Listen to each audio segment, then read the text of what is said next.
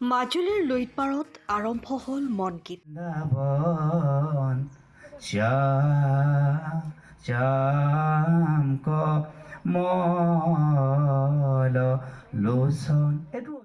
ছদিনীয়াকৈ আৰম্ভ হৈছে মনগীত। ৰাউল কৌশিকনাথ ফাউণ্ডেশ্যনৰ উদ্যোগত প্ৰতিবছৰে মাজুলীৰ ডেকাচাঙৰ পৰা আৰম্ভ হোৱা মনগীত অনুষ্ঠানত অসমৰ ভিন্ন প্ৰান্তৰ বহু শিক্ষাৰ্থীয়ে গীত শিল্প শিকিবলৈ অংশগ্ৰহণ কৰে, য'ত নেকি অসমৰ বিভিন্ন বিশিষ্ট কণ্ঠশিল্পীৰ দ্বাৰা গীত শিকোৱা হয় আৰু দেশ বিদেশৰ বিভিন্ন শিল্পীয়েও এইবাৰ মনগীতত অংশগ্ৰহণ কৰিছে। প্ৰথম 3 দিন মাজুলীত আৰু শেষৰ 3 দিন গুৱাহাটীৰ সোণাপুৰস্থিত ডেকাচাঙৰ বাকৰিত অনুষ্ঠিত হ'ব এই মনগীতৰ অনুষ্ঠান। প্ৰথম দিনৰ অনুষ্ঠানত বিশিষ্ট কণ্ঠশিল্পী জয় বৰুৱাৰ লগতে বহুতো শিল্পী উপস্থিত থাকে।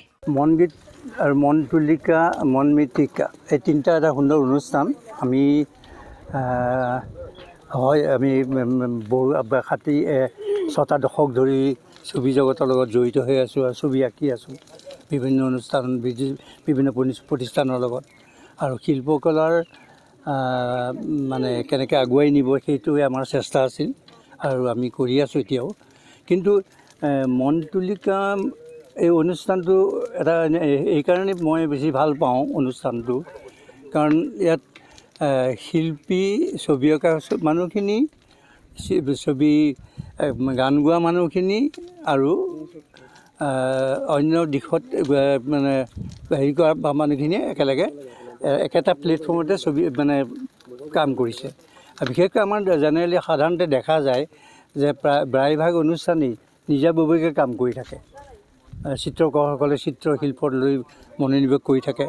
ইপিনে গীত মাতৰ যিখিনি মানুহখিনি তেওঁলোকে বেলেগে কৰে, আকৌ নাটকৰ মানুহখিনিয়ে বেলেগে কৰি আছে। কেতিয়াবা এনেকুৱাও হয় যে তিনিটা অনুষ্ঠানৰ মানুহবোৰে লগ নোপোৱাকৈও নাইকিয়া হৈ যায় এইবিধৰ পৰা। কিন্তু মন তুলিকা এনেকুৱা এটা অনুষ্ঠান আৰম্ভ কৰিলে য'ত ছবি অঁকা মানুহ, নাটক কৰা মানুহ, গান গোৱা মানুহ গোটেই সকলো একগোট হৈ এটা প্লেটফৰ্মত গান মানে চৰ্চা কৰাৰ এটা সুবিধা পালে। আৰু সেইটো প্ৰথম কথা হ'ল কি মত বিনিময়। ইয়াত চিত্ৰশিল্পীসকলে কেনেকৈনো কাম কৰে বা মন মৃত্তিকাৰ মাটিৰ কামনো কেনেকৈ হয় এই কথাটো মানে গান গোৱা মানুহখিনিকে অনুভৱ কৰিবলৈ সুবিধা পালে। আৰু আমিও ঠিক তেনেকৈ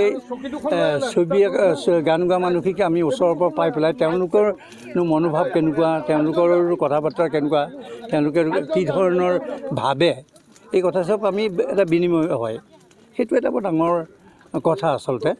আৰু সেই ধৰণৰ অনুষ্ঠান অসমত নাছিল আৰু এতিয়া আৰম্ভ হৈছে। মই ভাবোঁ যে অনুষ্ঠানবোৰ দিনে দিনে ডাঙৰ হওক আৰু মানুহৰ মনৰ ওচৰ চাপক। আৰু বিশেষকৈ মাজুলীৰ নিচিনা সংস্কৃতিৱান ঠাইত এই অনুষ্ঠান হৈছে, য'ত শংকৰদেৱ মাধৱদেৱৰ থলী। তেনেকৈ নিশ্চয় অনুষ্ঠানটো ভাল হ'ব।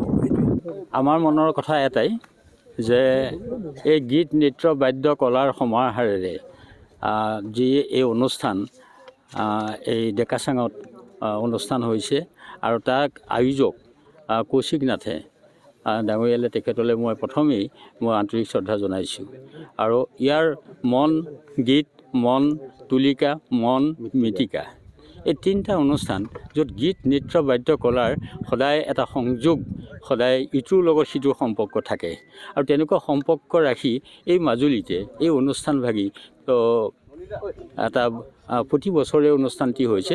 আৰু সেই অনুষ্ঠানৰ যোগেদি আমাৰো উঠি অহা যি প্ৰজন্ম সেই তিনিটা বস্তু জ্ঞান পাইছে, মন গীত, মন তুলিকা, মন মৃত্তিকা। গতিকে এইখিনি আমাৰ উঠি অহা প্ৰজন্মৰ কাৰণে এটা বিশেষ বুলি আমি ভাবিছোঁ। আৰু তাৰ কাৰণে যথেষ্ট কষ্ট কৰি এই সময়তেই, এই বিহু বতৰতেই উদযাপন হৈ আহিছে। আৰু মই ভাবোঁ এই সমাজখন সুন্দৰকৈ ৰখাৰ ক্ষেত্ৰত আমাৰ এই তিনিটা বস্তু অতি দৰকাৰ। গতিকে গীত, নৃত্য, বাদ্য, কলা আমাৰ সমাজ এখন সুন্দৰ কৰি ৰাখে। আৰু সেই আদৰ্শই আমাক গুৰুজনে আজিৰ পৰা 500 বছৰ আগতে দি থৈ গ'ল। আৰু সেই আদৰ্শে এতিয়া ইয়াত এই অনুষ্ঠান চলি আছে আৰু ভাল লগা কথা।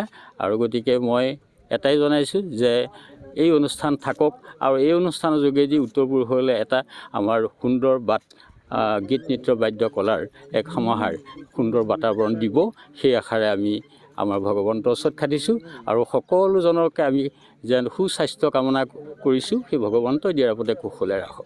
এইটো আমি বিচাৰিছিলোঁ যে এটা আদান প্ৰদান এটা এক্সচেঞ্জ এটা আৰম্ভ হওক আৰু নতুন ল'ৰা-ছোৱালীৰ কাৰণে তেওঁলোকৰ কাৰণে এইটো দেখাটো বৰ দৰকাৰ যে মিউজিকটো বেলেগ বেলেগ জেগাত মানুহে কেনেকৈ লয় আৰু কোনটো লাইফৰ এটা যোনটো কালচাৰেল যোনটো এটা তেওঁলোকৰ এটা গ্ৰ'থ কাৰণে কেতিয়াবা নহ'লে আমাৰ ইয়াত এনেকুৱা হয় যে অকল মিউজিকটো লৈ বেপাৰটো কেনেকৈ কৰিব পাৰি কিন্তু মিউজিকটো লাইফষ্টাইল কেনেকুৱা আৰু কেনেকুৱা এটা মানুহৰ ৰিচাৰ্চ মডত গুচি যায় সেইকাৰণে খুব ভাল পাইছোঁ এবাৰ আদিল দা কচিতাটো যোন ইনিচিয়েটিভ লৈছে বাহিৰৰ পৰা মানুহ আনা কাৰণে অসমীয়া আৰ্টিষ্টখিনি অসমখনো জানিব লাগে অসমৰ বাহিৰৰ ভাৰতখনকো জানিব লাগে আৰু পৃথিৱীখনত বুজিব লাগে যে মানুহে মিউজিকটো কেনেকৈ মিউজিকটো মানে এটা ষ্টেণ্ড এলোন বস্তু নহয় এইটো গোটেই সংস্কৃতিৰ এটা মেইন এটা ড্ৰাইভিং কম্পনেণ্ট ড্ৰাইভিং ফ'ৰ্চ আৰু মাজুলীত আহি এতিয়া তাৰ মানুহ আহি পাইছেহি এইটো নিজৰে ভাল লাগিছে এতিয়া মাজুলীক ক'লৈ লৈ যাব পাৰি সেইটো এটা কথা। এতিয়া আমি আহিছিলোঁ মন তুলিকা অনুষ্ঠানটো 10 তাৰিখৰ পৰা অনুষ্ঠানটো আৰম্ভ হৈছিলে আৰু